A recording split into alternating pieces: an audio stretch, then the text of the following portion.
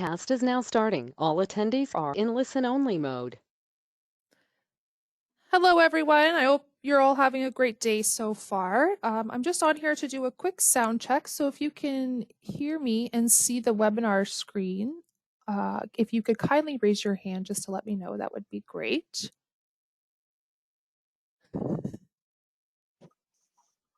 Perfect. Thank you so much, everyone. And we're going to start in just a few moments.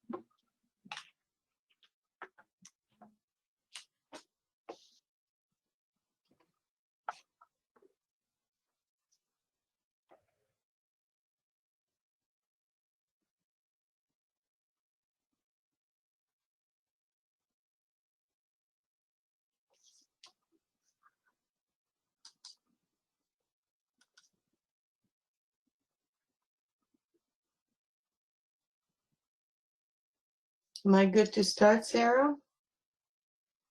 You are. Okay. Well, good afternoon, everyone. I'm Louise Goodall, the president of the Maritime Region chapter of CIPH. I would like to welcome everybody to our second town hall of this year. Certainly, COVID has changed a lot of things for all of us, and I hope that this afternoon will be a productive one.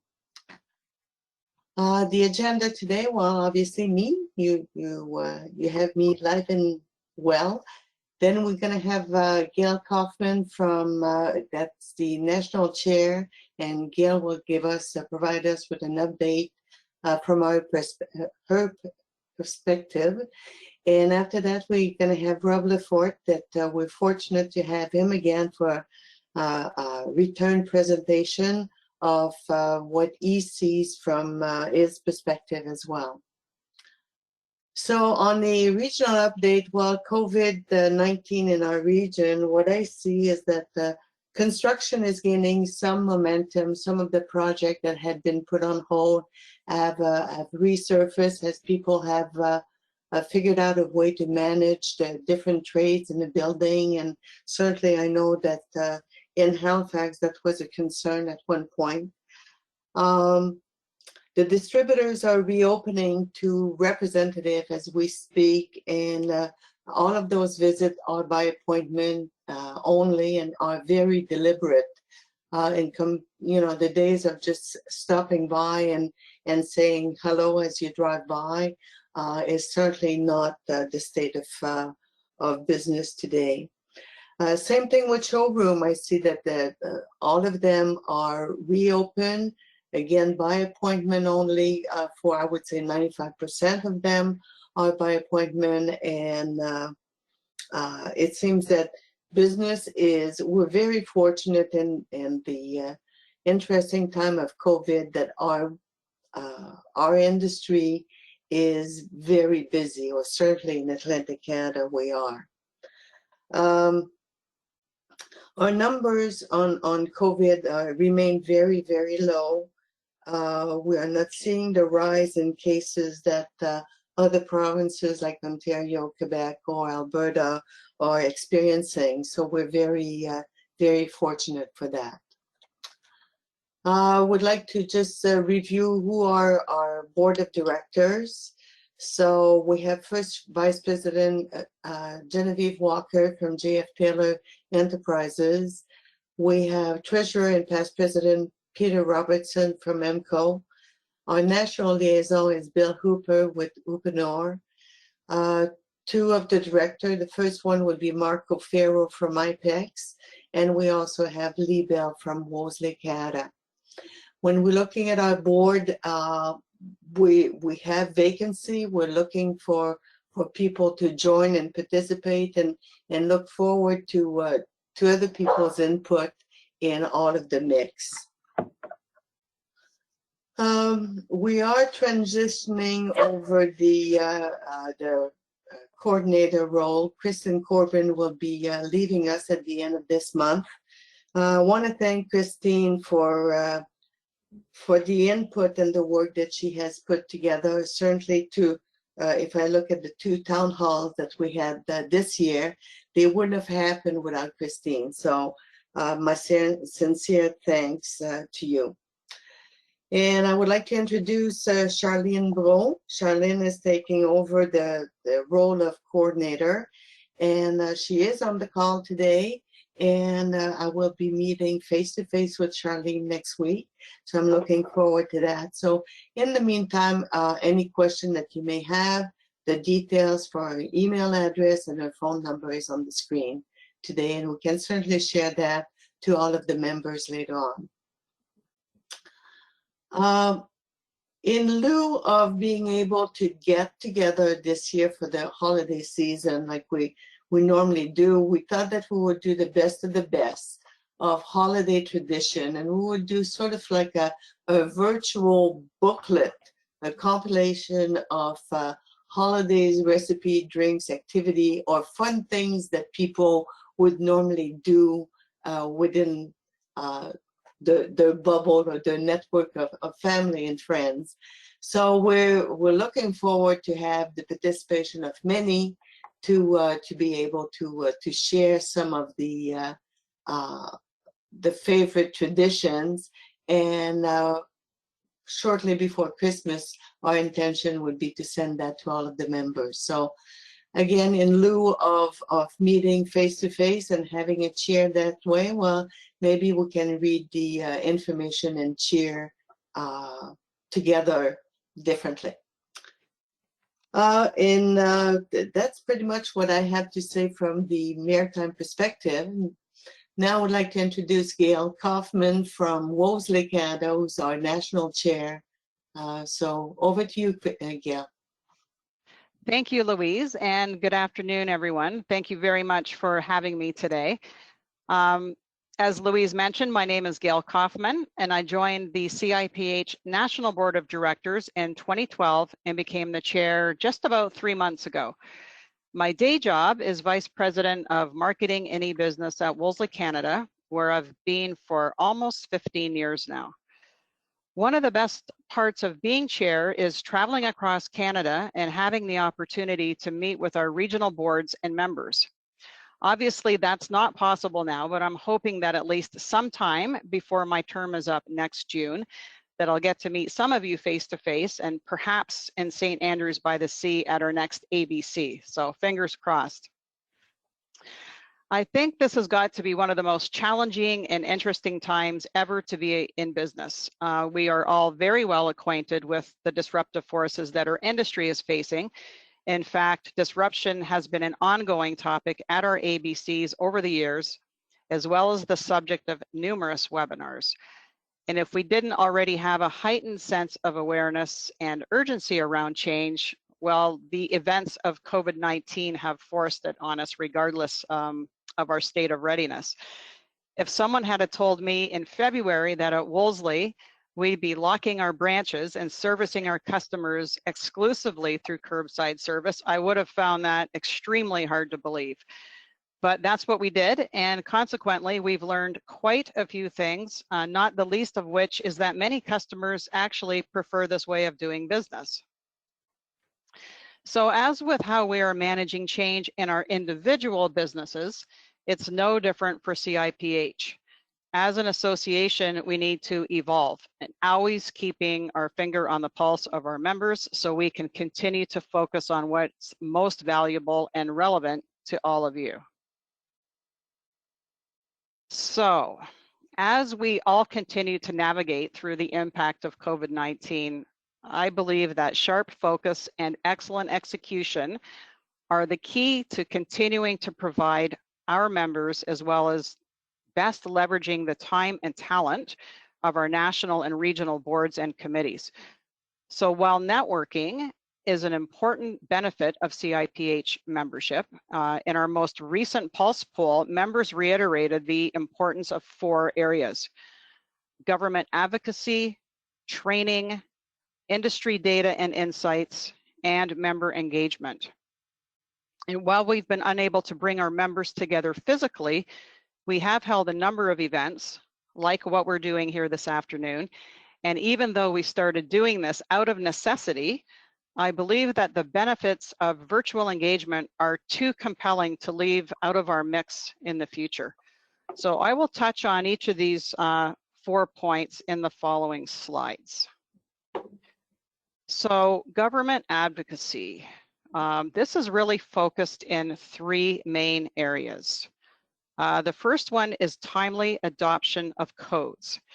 And this has been an ongoing effort of CIPH over the last 25 years at least, but there has been a heightened focus over the last 5 years, and it is a recurring topic at our annual Day on the Hill in Ottawa, and we are seeing very good political support for this. The benefits of timely adoption of a uniform code and the enforcement by all provinces creates efficiencies and consistency throughout the supply chain, which benefits all of our members.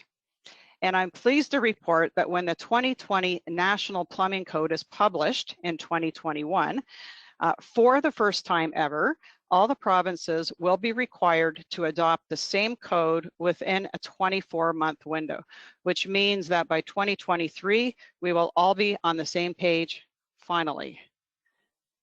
The second piece of government advocacy is the North American alignment of certification and testing.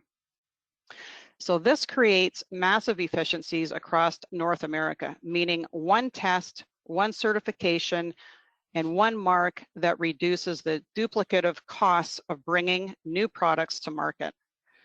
And we're also making good progress on this front. We've been successful in bringing together the key federal agencies, which are Natural Resources Canada and the Department of Energy, to advance work on efficiency regulations, starting with boilers and water heaters.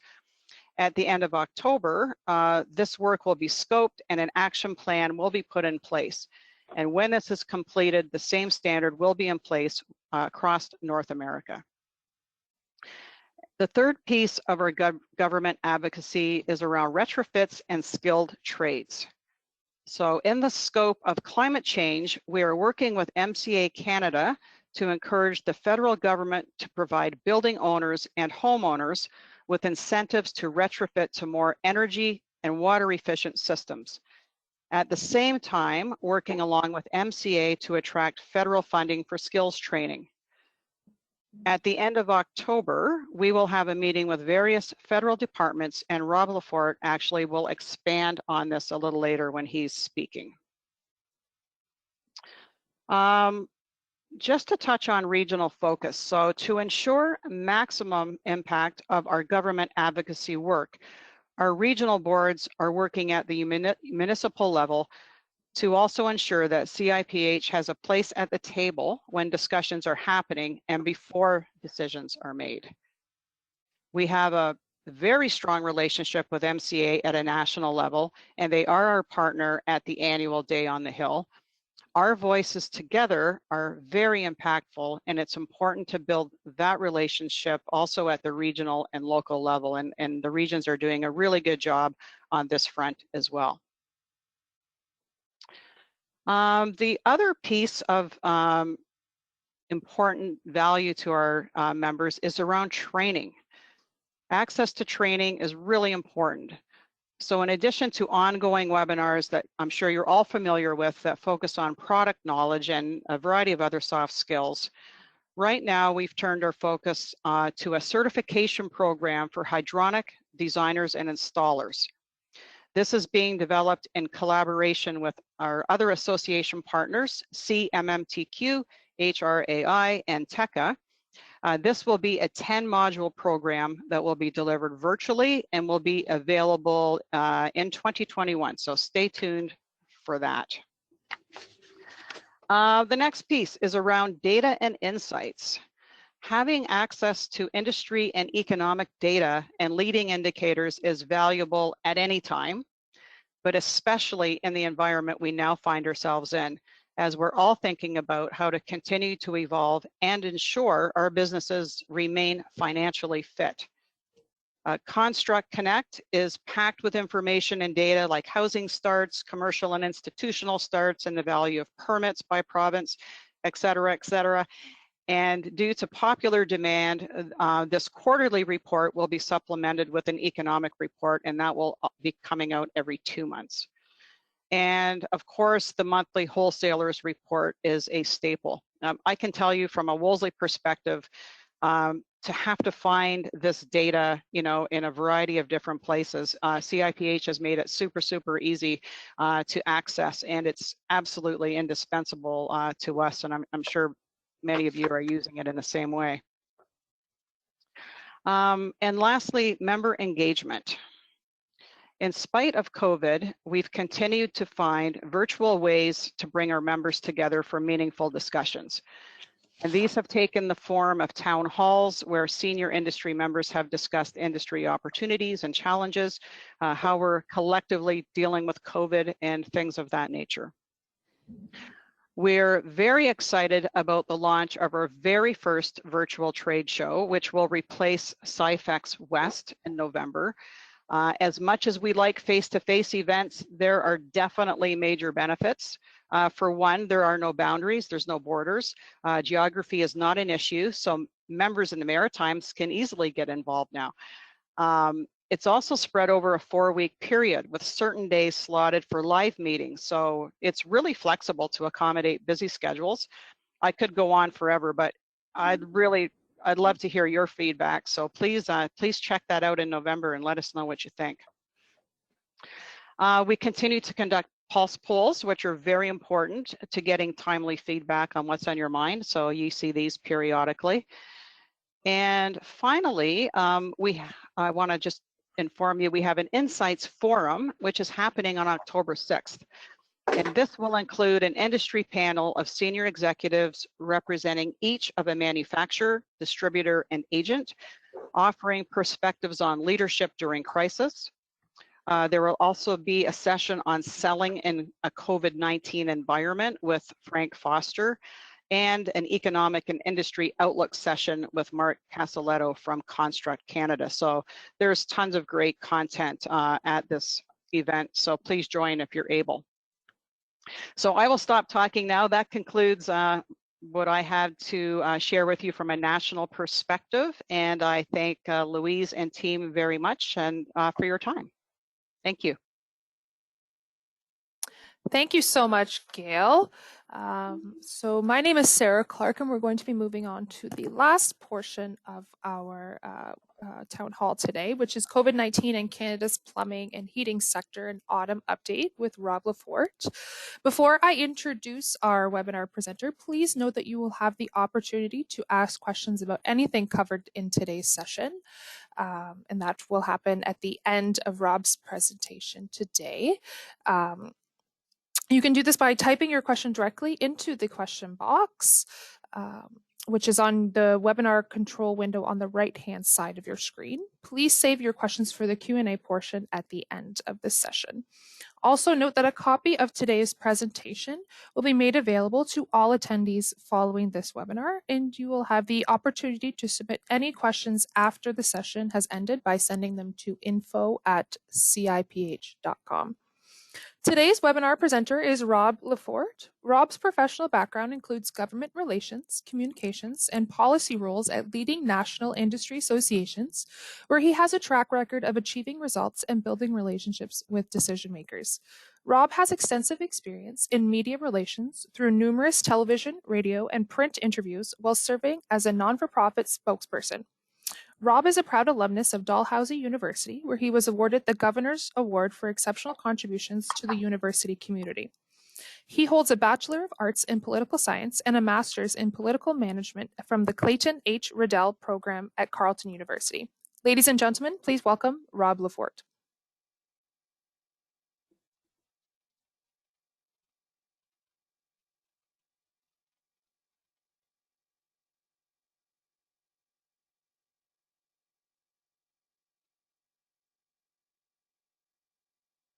There we go. Excellent. Sorry about that. I was muted on both ends, Sarah. Thank you very much for the introduction, Sarah, and thank you to Gail for her remarks. It's great to be here and great to be speaking with the maritime representatives of the Canadian Institute of Plumbing and Heating. I am very pleased to be able to talk to you about COVID-19 and the economic recovery, but also, the COVID-19 situation nationally and how it is going to affect business, particularly in Atlantic Canada. I know that, when we think about how the whole country is responding, here in Ottawa, people are looking to Atlantic Canada as a model of how best to respond. And really, we're going to be, as a region, the vanguard of recovery, because it'll be easier for the region to recover and recover more quickly than other parts of the country that are still dealing with COVID-19 in a more active way. That is only possible if case numbers remain low. COVID-19 is prevalent in communities across Canada, as was mentioned by Gail in particular, I believe it was Louise in particular. BC, Alberta, Quebec, and Ontario, case numbers continue to rise, and COVID-19 is a much more present thought and fact of daily life. I live in Ottawa, where over the last 3 days we've seen more total COVID cases than I believe have been seen in PEI, for instance, over the entire period of the pandemic. Fears of a second wave are very real, and what governments, and especially in Atlantic Canada, are trying to avoid is contagion from outside of the region. The Atlantic bubble is routinely acknowledged as one of the best regional responses to COVID-19, not just in Canada, but globally, to allow mobility between jurisdictions and for business to continue operating without having to worry about major influxes of new cases from outside. Nationally, that increased concern about numbers rising, that's going to continue to be a pressure point, and it's going to continue to make the leaders in the Atlantic provinces wary about opening up to the rest of the country, and in particular the US, which is much more of a factor for New Brunswick with its border crossings.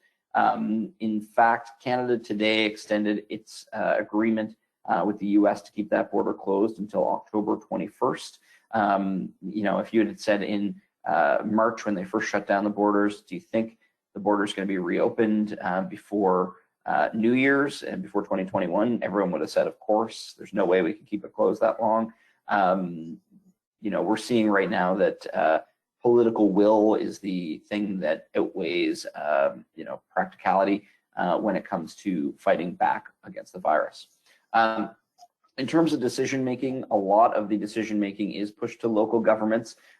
They are more not just geographically close to, but also culturally and sociologically and economically attached to the needs of businesses and residents in their communities. That is true at the municipal level, but also at the provincial level. And the federal government, for its part, is going to be making sure that funding is available to continue with those local responses and that they are well resourced. And if you think about the news stories over the last couple months that have been saying we're moving toward recovery, we're pushing for a green recovery, I believe that all of that is still certainly on the horizon, but it appears very politically popular and politically expedient to continue discussing fighting back against the pandemic. So I'll touch on a little bit more of that in a few moments. Governments have definitely moved past the emergency response phase and into considering recovery, but it's going to be how the virus changes, how the population control of virus changes over the next weeks and months that will really dictate whether or not we see new initiatives start to move forward. Groups like CIPH are certainly putting forward the priority that a green recovery maintain a focus on retrofit and on upgrading facilities. We've got some very good news today that an influential think tank and task force focused on the COVID-19 recovery is recommending that over the next 5 years, $55 billion be spent in Canada on energy transition to a lower carbon economy. And they're also focusing $27 billion of those dollars at least on upgrading facilities. So that's a significant portion of infrastructure coming down the pipe if the government buys into that recommendation. And many of those groups are quite close to the government. They'll have the government's ear, and it's very much in line with what CIPH is recommending to the federal government to focus on. Two of the things that CIPH is continuing to focus its efforts on is ensuring that the capacity exists to deliver that once that funding comes forward. Because if funding comes forward and it's not supported by the capacity of the industry, or the human resources and skilled workers who are available to deliver it, then that funding will fail, and that's something that nobody has an interest in seeing. I'll draw your attention to the graph on this slide. As you can see, the pace of growth is not as explosive as it was in the early days of the pandemic, but in many communities across the country, we are seeing record numbers of new cases every day. In British Columbia, they currently have more active cases of COVID-19 right now in that province than at any point so far in the pandemic. Alberta is also seeing a similarly explosive rate of growth. Nationally, the numbers remain relatively low compared to our friends in the United States and globally. And Canada is faring generally better, but the idea remains for government that they want to continue to limit the spread. As I mentioned, the Atlantic provinces have weathered the storm better than other regions, but I expect that this is as open as any economy or society will be until a vaccine is made available. In provinces where we are in, phase 3 here in Ontario, they're starting to talk about going back to phase 2. They're starting to talk about limiting personal connections, removing large groups and gatherings from, groups of 50 indoors and 100 outdoors down to 10 indoors and 20 outdoors. They're also talking about things like limiting exposure in social situations as well as business situations, even in bars and restaurants and patios and other settings like that, because the priority is to keep children able to go to school so that more people can work and not be distracted, and that the children have better mental health outcomes and learning outcomes. So if the government has to make a decision between reopening and letting all the stops out on the economy and keeping people safe and having to worry about future explosive growth and then longer term shutdowns, they're going to hedge toward a very, very slow reopening. And I think that means that over the next couple months, especially with the cold and flu season on the horizon, we can expect them to probably be limiting their exposure to more new economic activities in favor of schools remaining open and people remaining healthy. So last time we talked, we were talking about the need to secure personal incomes, keep a roof over people's heads, keep them fed. That has been mission accomplished for all governments. The Canada Emergency Response Benefit, which did that, is one of the marquee programs that the government federally can point to and say, this is great, doesn't matter what part of the country you're in. People who lost jobs because of the pandemic are supported. And that includes a lot of businesses that are really important in Atlantic Canada, like hotels, tourism operations, businesses that couldn't open at the same rate they usually would in the summertime during that busy tourism season. And the businesses have been supported through the wage subsidy and the emergency business account, but things are going to get very difficult, and they're probably going to get very difficult very quickly in restaurants and bars, hotels, meeting and event spaces, and at some retailers. If you're from Halifax, I know you've probably seen the lineups outside the Lululemon on Spring Garden Road. Everyone wants to get their sweatpants for their working from home activities. But other retailers have seen a tremendous decline. People are wearing less office clothing. You know, the garden centers that have seen explosive activity over the summer, and home decor businesses, everyone's upgrading their homes, renovating, etc. They're doing quite well, but lots of other retailers and malls, lots of other retailers that depend on disposable income and not, you know, purposeful, really essential purchases, they're going to be hurting over the next couple of months as the economy kind of slowly regains jobs. The pace of regaining jobs is expected to be quite slow. So where do these programs stand? The key programs that we talked about earlier in the year. The Canada Emergency Response Benefit will be transitioned to a more advanced employment insurance program. We have a lot of question marks about that. The government's being very tight-lipped. The opposition parties have been beating down the door to say that over 3 million Canadians will probably be worse off under this transition to advanced employment insurance as opposed to the CERB benefit. And the NDP is really pushing hard, and the government's going to depend on their support over the next few months. They're really pushing hard for the emergency response benefit to remain the same at $2,000. A lot of employer groups are saying that that causes disincentives to go back to work for employees, and many others are saying that it's absolutely necessary to keep people housed, fed, and clothed while they're trying to adapt to a new economy. The Canada Emergency Business Account has been extended, and this program is one that a lot of businesses took advantage of. It's a $40,000 loan, and if you pay it back by December 2021, you're eligible to receive $10,000 back. So it's really a loan then of only $30,000 and a benefit of 10 grand. That program, I expect, even after it winds down, there will probably be some other business transition fund that's available.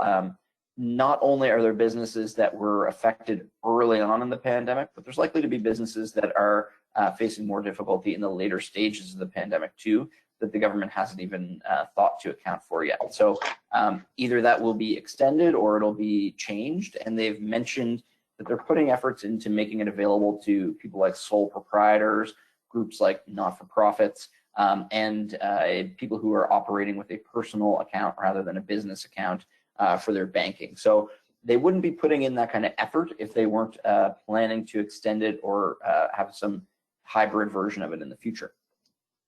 The Canada Emergency Wage Subsidy, what started off quite rocky, is now being touted as something that supported a lot of businesses' expenses, and it's been extended to December 31st, 2020.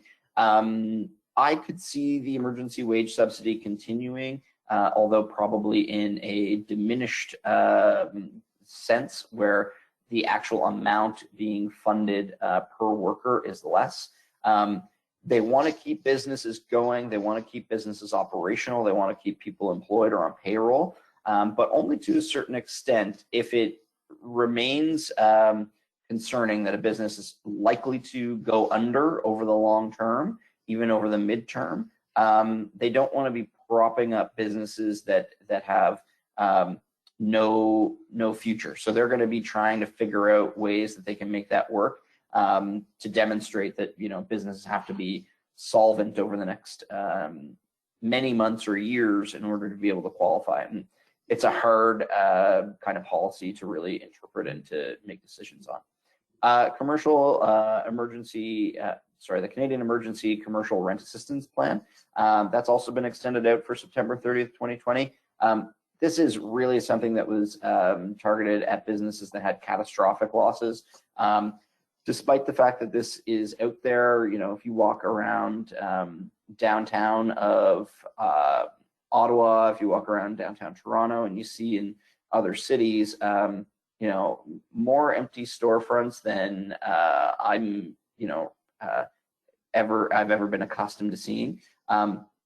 This is still a much maligned program, given the fact that landlords have to apply for it in order to support their tenants. In a lot of cases, the landlords have tenants who, they would rather replace at a higher cost down the line. So the incentives are a bit skewed, and the government's been criticized for this one.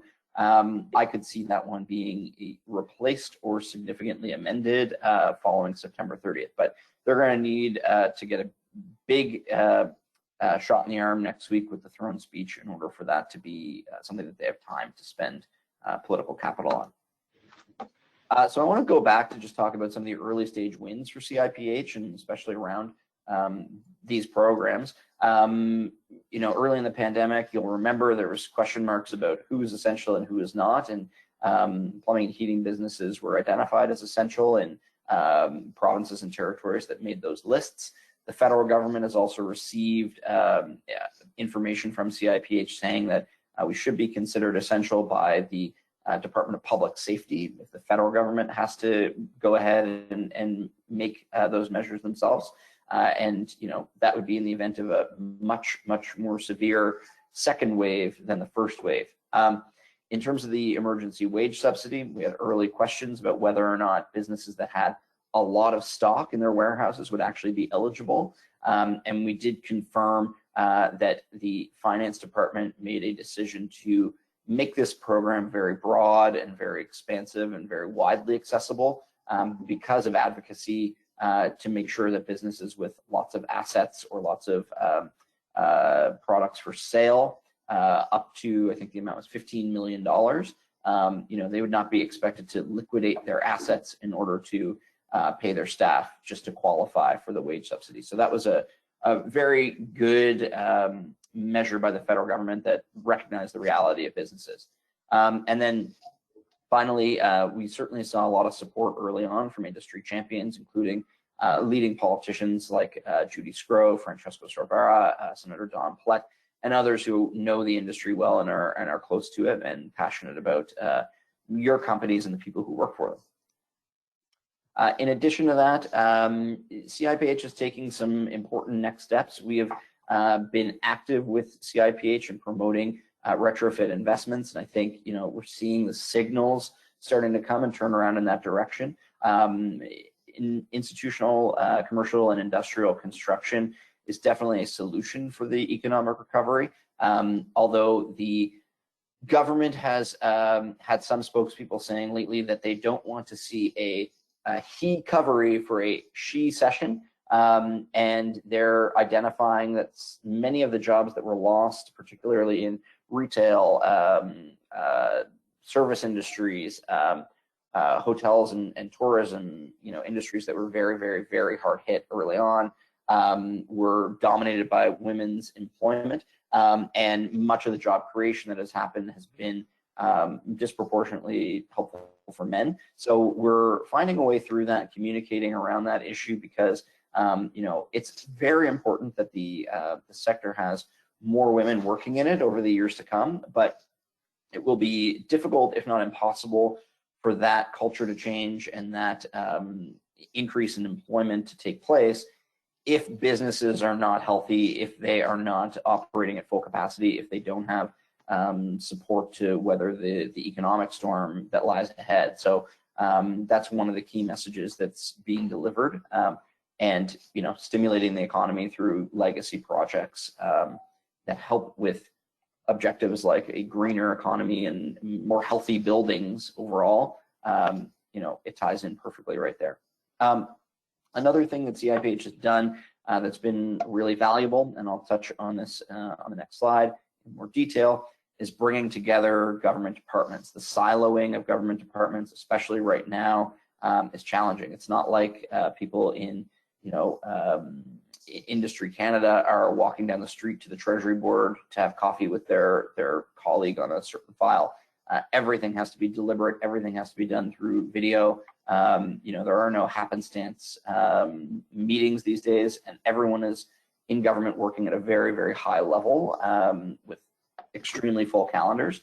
And CIPH has put on their agenda the importance of working together to help achieve some of the priorities that Gail talked about, and that I'll be adding a bit more detail on shortly.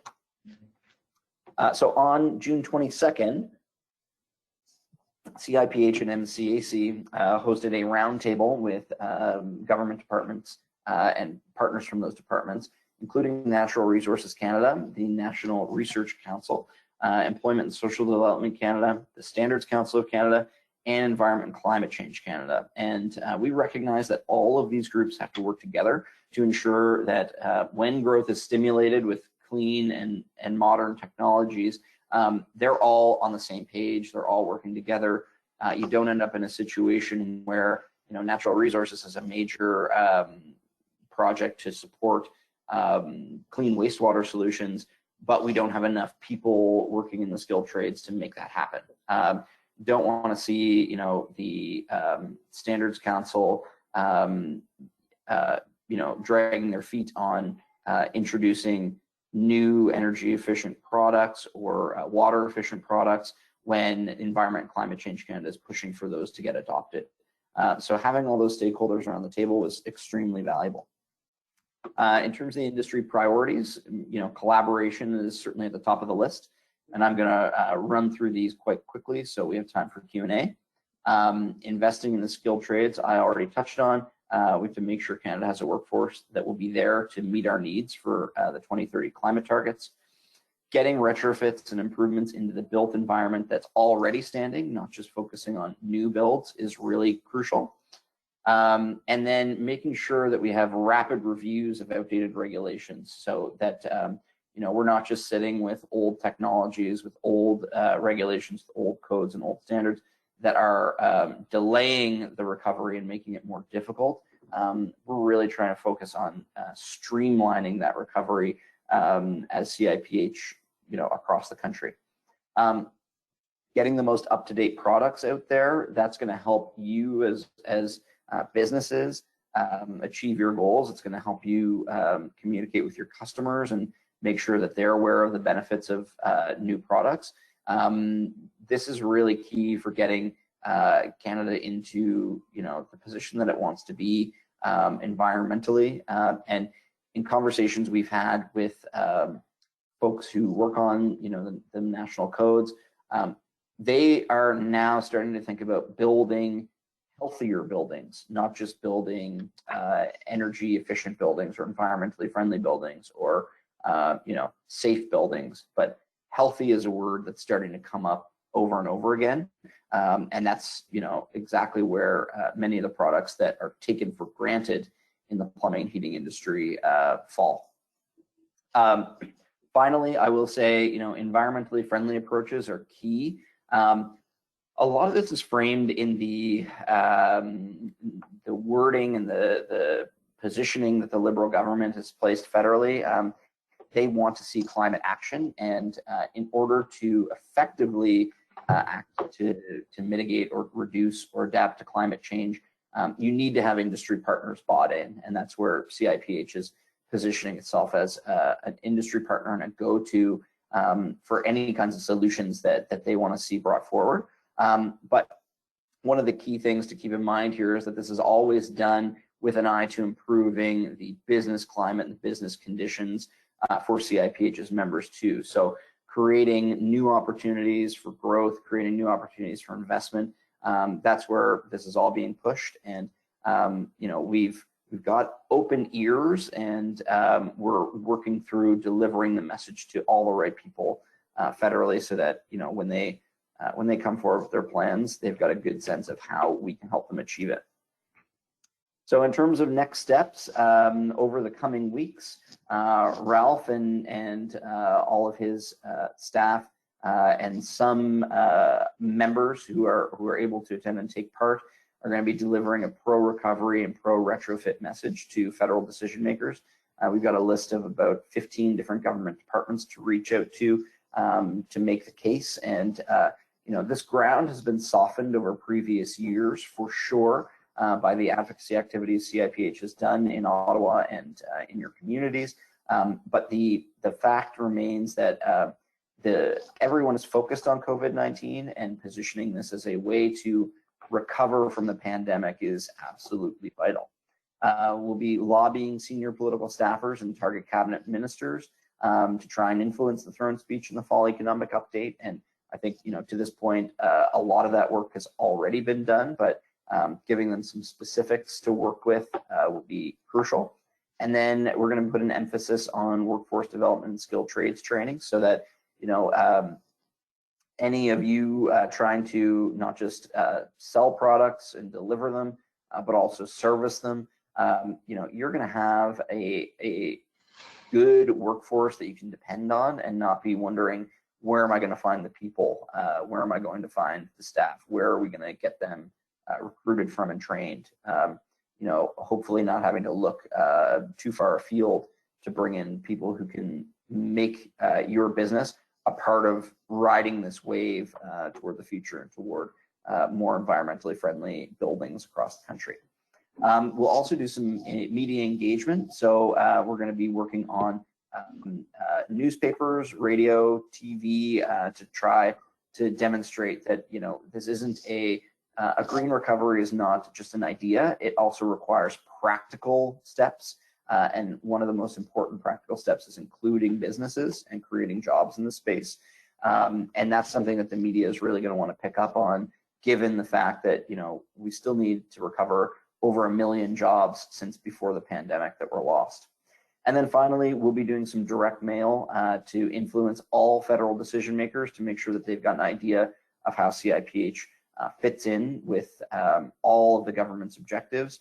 And they have a number of places where they need to be educated on how businesses fit into the solutions, and encouraging more carrots rather than sticks. We don't want disincentives for consumer behavior or business behavior. We want incentives for people to do the right thing.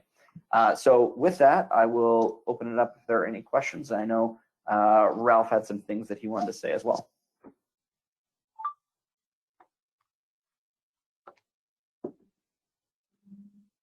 Am I on, Sarah? Yes, you are. Thanks, Rob. I just wanted to say how much we appreciate our relationship and the doors you open for us politically. And I think this is one of those key benefits that our members are relying to us in terms of advocacy. And if we can help stimulate the economy, that helps all of us. I think we're all better for that. If I go back to why we began this organization in 1933, it was to this point as well.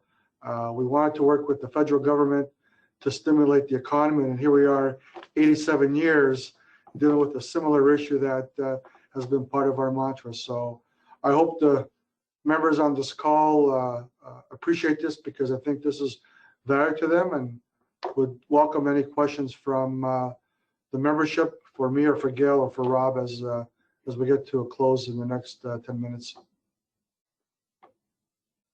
Perfect. Thank you so much, Ralph. And like Ralph said, if you have any questions, please don't hesitate to put them into the questions or the chat box, and we'll be more than happy to address them. Actually, it's Ralph. I have a question for Rob. Okay. If you look into your crystal ball, with all this money that's been invested by the government, we're talking billions of dollars.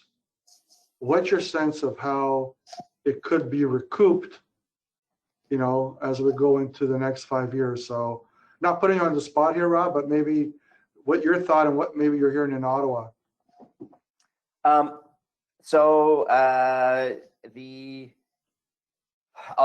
give you kind of the optimistic view.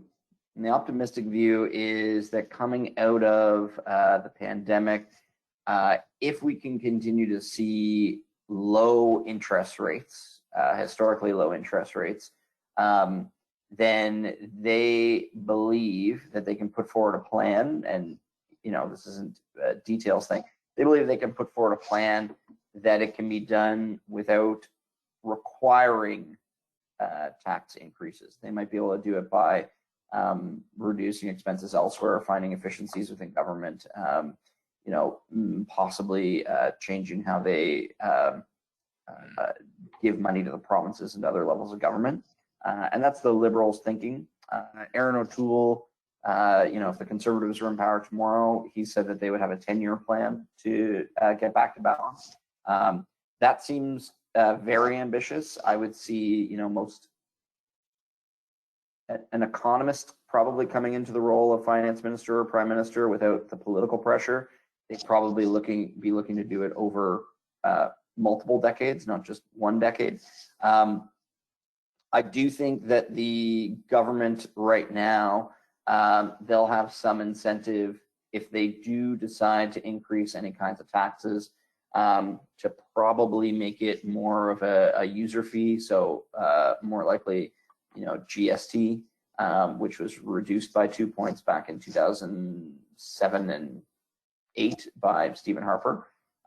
So, you know, they think that if every point they raise the GST, they could raise $40 billion. You know, within 7.5 to 8 years, you could have the $343 billion paid off with just a 1% point increase to the GST. So they're looking at all the options, that's for sure.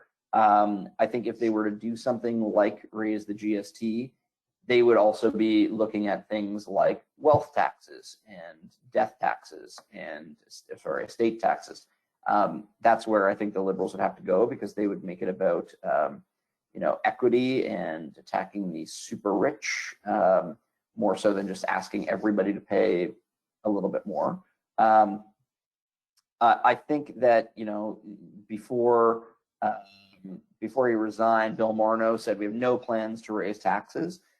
Just because they don't have any plans doesn't mean they're not considering it, right? They don't have to write it down and, you know, put it into a policy document for it to be on the table. I think Chrystia Freeland is probably a little more bullish on the benefit of taxation than Morneau was. And I also think, you know, somebody with his net worth versus somebody who has written a book about the concentration of wealth in the hands of global super elites, probably have different views on how much tax people should pay if their net worth is over $25 million, for instance. So it's a very long way of saying they're considering everything, but I think, you know, it's a deep hole. We just don't know how deep it's going to get. It could get worse if there's a second wave. Thank you so much, Rob.